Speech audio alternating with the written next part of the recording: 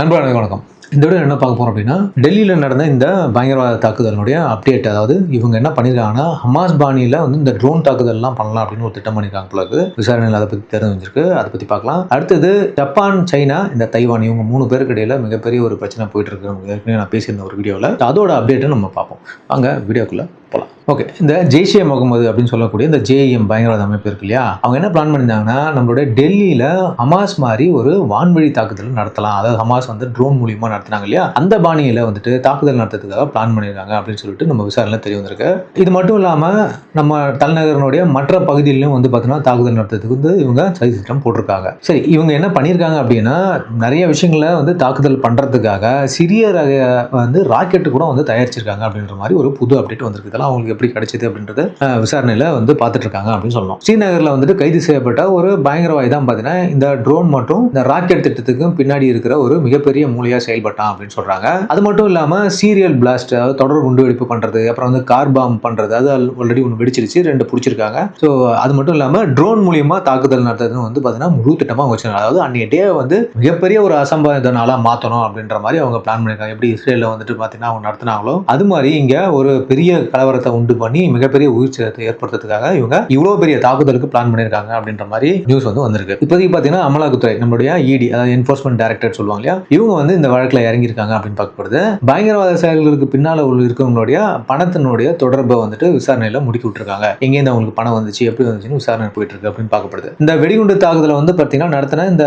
Umar Mohammed இருக்கான் இல்லையா, அவனுக்கு வந்துட்டு யார் பணம் கொடுத்தாங்க அப்படின்னு சொல்லிட்டு இடி வந்து விசாரிக்கிறாங்க. அது மட்டும் இல்லாம இந்த அல்ஃபலாப் யூனிவர்சிட்டி இருக்குது இல்ல, அவங்களுடைய ட்ரஸ்டிஸ், அரங்காவலர்கள் இருக்காங்க அவங்க, அதுக்கப்புறம் வந்து அவருடைய ஓனர்ஸ், உரிமையாளர்கள், இவங்க எல்லாமே இந்த பிளாஸ்ட்ல வந்துட்டு கனெக்ஷன் இருக்கு அப்படின்ற மாதிரி இடி வந்து பல தடயங்களை வந்து சேகரிச்சிருக்காங்க அப்படின்னு சொல்றாங்க. இதுக்காக தான் வந்து பாத்தீங்கன்னா இன்னைக்கு இடி வந்துட்டு காலையில 5 மணிலேருந்து அல்ஃபலா யூனிவர்சிட்டியில வளாகத்திலையும் பல்கலைக்கழகத்தினோட நிறுவனரான ஜாவித் அஹமத் சித்திக் அவருடைய வீட்டில், அப்புறம் அவருடைய சகோதரர் வீட்டிலாம் பாத்தீங்கன்னா சோதனை வந்து நடத்திட்டு இருக்காங்க அப்படின்னு சொல்றோம். கடந்த 10 முதல் 15 வருஷங்களா பாத்தீங்கன்னா இருக்கக்கூடிய இந்த அமௌண்ட் டிரான்சாக்ஷன் இதெல்லாம் நடந்துச்சோ அதோட விஷயங்கள் மற்றும் இந்த பல்கலைக்கழகம், அது போக வந்து தனிநபர்களுடைய வங்கி கணக்கு, இது எல்லாத்தையுமே வந்து இடி வந்து ஆய்வு செஞ்சுட்டு இருக்காங்க அப்படின்னு சொல்றாங்க. 2019 ஆண்டு முதல் என்னென்னலாம் மாதிரி இந்த ஃபரிதாபாத் இருக்கக்கூடிய யூனிவர்சிட்டியில வந்துட்டு எம்பிபிஎஸ் யாரெல்லாம் படிக்க வந்திருக்காங்க, எப்படியெல்லாம் வந்துட்டு பணப்புழக்கம் நடந்துச்சு, எல்லா டீட்டெயிலும் எடுத்து தோண்டி துருவ எடுத்துட்டு இருக்காங்க அப்படின்னு தான் நம்ம பார்க்கணும். சரி, இந்த குழுக்கள்ல வந்து பாத்தீங்கன்னா இப்போதைக்கு அந்த ஒரு ஒயிட் காலர் டெரரிசம் பண்ணக்கூடிய அந்த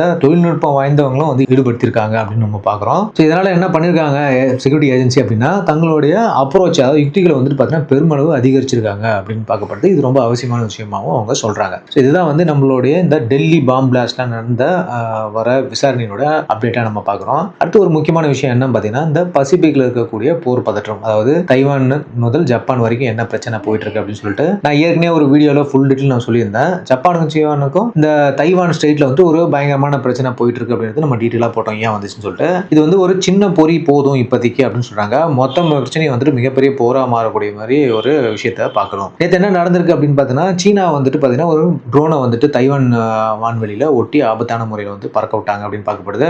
உடனே அதுக்கு பதிலாக வந்துட்டு பார்த்தீங்கன்னா ஜப்பான் வந்துட்டு அவங்களுடைய போர் விமானங்களையும் வந்துட்டு அங்கே அனுப்பிச்சு அதை வந்துட்டு செக் பண்ணுறதுக்கு அனுப்பியிருக்காங்க அப்படின்னு சொல்லப்படுது. சீனா ஏன் கோபமா இருக்கு அப்படின்னு நம்ம பார்க்கும்போது விஷயம் வந்து பார்த்தீங்கன்னா நமக்கு தெரியும், ஆல்ரெடி அப்பட்டமா வந்து நடந்த விஷயம் தான். அதாவது ஜப்பானுடைய பிரதமர் தக்காஷி வந்துட்டு தைவானுடைய பிரச்சனை வந்துட்டு ஜப்பானுடைய சர்வைவலே பாதிக்கும் அப்படின்ற மாதிரி அவங்க ஒரு விஷயத்த சொன்னாங்க. அதுக்கு வந்து சீனா கடும் எதிர்ப்பு வந்து தெரிவிச்சது அப்படின்னு நம்ம சொல்றோம். இப்போ என்ன நடக்குது பார்க்கும்போது, சீனா இப்போ ஜப்பான் மீது வந்து பார்த்தீங்கன்னா கடுமையான ஒரு ப்ரெஷரை கொடுத்துட்டு இருக்கு அப்படின்னு நம்ம பார்க்கணும். ஜப்பானுக்கு பயணம் செல்றதை வந்துட்டு எதிர்க்கிறாங்க. அவங்க நாட்டில் யாரும் நீங்க அங்கே போகாதீங்க அப்படின்ற மாதிரி கவர்மெண்ட் சொல்லியிருக்காங்க.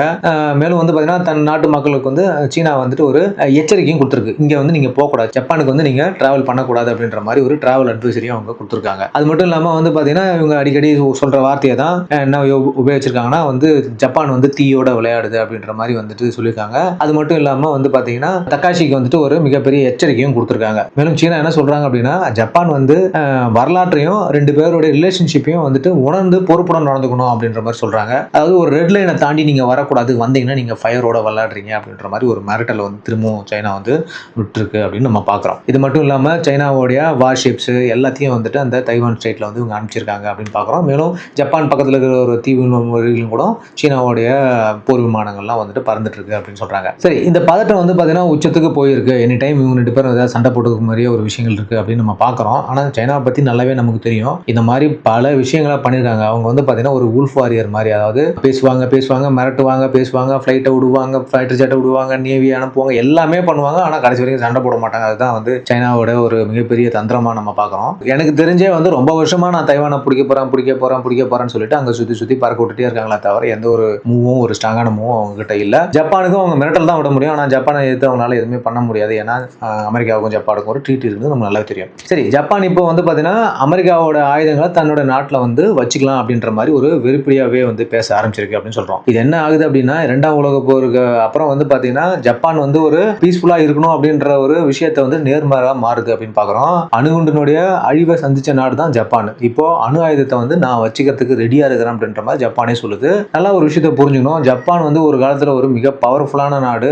அவனுடைய ஆர்மி ஆகட்டும், நேவி ஆகட்டும், உலகத்திலே தலை சிறந்ததா இருந்தது. அந்த நாடு இப்போ திரும்பவும் வந்து அணு ஆயுதத்தை கொண்டு வருது அப்படின்னா அதோடைய விஷயங்கள் வந்து எந்த அளவுக்கு இருக்குன்னு பாருங்க. ரொம்ப மோசமான ஒரு சுச்சுவேஷனை கொண்டு போய் நிறுத்தும். ஜப்பான் வந்துட்டு எப்படி சாது கொண்டால் காடு கொள்ளாதுன்னு இல்லையா, அந்த மாதிரி ஜப்பான் திரும்பவும் வந்துட்டு இந்த மாதிரி ஒரு மிலிட்டரியை மாடர்னைஸ் பண்ணணும், அணு ஆயுதம்லாம் எடுத்துட்டு வரணும்னு நினைச்சது அப்படின்னா ரொம்ப பெரிய பிரச்சனை தான் சைனாவுக்கு அப்படின்னு நம்ம பார்க்குறோம். சைனா தான் பெரிய நாடாக இருந்தாலும் சரி, இவ்வளோ பெரிய மிலிட்டரியில் வந்துட்டு பவர்ஃபுல்லாக இருந்தாலும் சரி, ஜப்பான் டெக்னிக்கலாக இன்னமும் ஸ்ட்ராங்கான ஒரு நாடுன்றதை சைனா மறக்கக்கூடாது. இந்த பதட்டம் வந்து பார்த்தீங்கன்னா ஒரு பக்கம் வந்து அடக்கத்துக்கு முயற்சி பண்ணுறாங்க. ஆனால் வந்து இது 2 நாட்டினுடைய பங்கு சந்தைகளும் வந்து பயங்கரமாக அடி வாங்கிச்சு அப்படின்னு சொல்ல முடியும். டோக்கியோட பங்கு சந்தையும் சரி, சைனாவோட பங்கு சந்தையும் பயங்கரமாக வந்துட்டு கீழே போயிருக்கு அப்படின்னு சொல்கிறாங்க.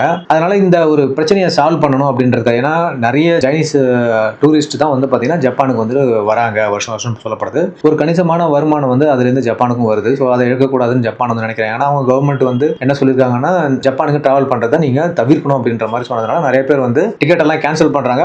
அவங்களுடைய விமான போக்குவரத்து நிறுவனங்கள்லாம் வந்து டிக்கெட் கேன்சல் பண்ணுற எல்லா மக்களுக்கும் வந்துட்டு 100% எந்த ஒரு பெனால்ட்டியும் இல்லாமல் திருப்பி கொடுக்குறாங்க அப்படின்னு பார்க்குறோம். ஸோ இந்த மாதிரி ஒரு சுச்சுவேஷன் இருக்கும்போது ஜப்பான் என்ன பண்ணியிருக்காங்க அப்படின்னா, அவங்களுடைய சீனியர் டிப்ளமேட் ஒருத்தரை வந்து பார்த்தீங்கன்னா பெய்ஜிங்க்கு அனுப்பியிருக்காங்க. இது எதுக்காக அப்படின்னு பார்த்தீங்கன்னா, இந்த 2 நாட்டுக்கு இருக்கக்கூடிய இந்த பதற்றத்தை வந்து குறைக்கிறதுக்காக வந்து ஜப்பான் ட்ரை பண்ணுறாங்க அப்படின்னு பார்க்குறோம். மேலும் வந்து பார்த்தீங்கன்னா, இந்த நான் ஏற்கனவே சொன்ன மாதிரி டிசம்பர் 31ஆம் தேதிக்குள்ள, அதாவது சீன விமானங்கள் எல்லாமே டிசம்பர் 31 யாரெல்லாம் ஜப்பானுக்கு வந்துட்டு இருந்தாங்களோ அவங்களுடைய பயணத்தை ரத்து பண்ணாங்கன்னா அவங்களுக்கு எந்த ஒரு பெனால்ட்டியுமே இல்லாமல் நாங்கள் வந்துட்டு ரீஃபண்ட் பண்ணுறோம் ஃப்ரீயா அப்படின்னு சொல்லி எந்த அளவுக்கு கவர்மெண்ட்டுக்கு அந்த நிறுவனங்களும் அலைனா இருக்கு அப்படின்னு பாருங்க சைனாவில். ஸோ கவர்மெண்ட்டுக்கு ஆதரவாக அவங்களே வந்துட்டு ரீஃபண்ட் வந்து எந்த ஒரு பெனால்ட்டி இல்லாமல் கொடுக்கறதுக்கு ரெடியாக இருக்காங்க. மேலும் வந்து பார்த்தீங்கன்னா சீன மக்கள் வந்து ஜப்பானோட நம்ம டிராவல் பண்ணுறதை குறைக்கிறதுக்கு வந்து யோசிச்சுட்டு இருக்காங்க அப்படின்னு பார்க்குறோம். சீனாவுடைய மிகப்பெரிய ராணுவ விரிவாக்கம், அதாவது அந்த இடத்துல அவங்க எக்ஸ்பாண்ட் பண்ணிட்டு இருக்க இந்த விஷயம் வந்து பார்த்தீங்கன்னா ஒரு ஆபத்தான விஷயமா தான் பார்க்குறோம் இருக்கக்கூடிய நாடுகளுக்கு. அணு ஆயுதம் வந்து தாங்கிய ஜப்பான் அப்படின்றது வந்து பார்த்தீங்கன்னா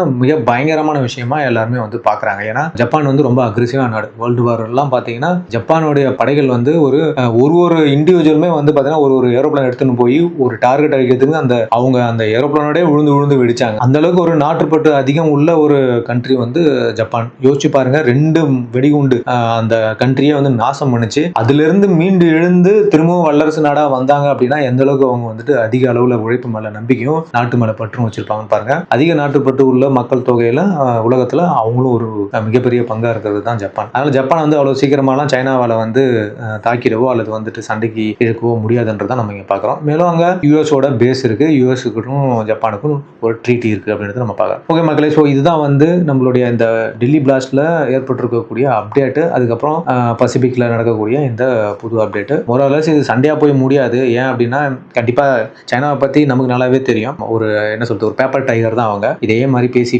மிரட்டி அவங்க எல்லா கண்ட்ரிகிட்டையும் வந்து ஒரு பயத்தை காட்டியே வந்து சாதிக்க பாக்குறாங்க. ஒரு சில சின்ன நாடுங்க பயப்படலாம். ஜப்பான் மாதிரியோ இல்லை இந்தியா மாதிரி நாடுகள்லாம் இதுக்கு வந்து தலை அசைக்க வாய்ப்பு இல்லை அப்படின்றத நம்ம பார்க்குறோம். ஓகே, மீண்டும் அடுத்த ஒரு வீடியோவில் நல்ல ஒரு இன்ஃபர்மேஷன் உங்க சந்திக்கிறேன். தேங்க்யூ, பாய். நம்ம வீடியோ லைக் பண்ணுங்க, ஃப்ரெண்ட்ஸ்க்கெல்லாம் ஷேர் பண்ணுங்க, நம்ம சேனலை சப்ஸ்கிரைப் பண்ணுவாங்க. அப்புறம் மீண்டும் சந்திப்போம். பாய்.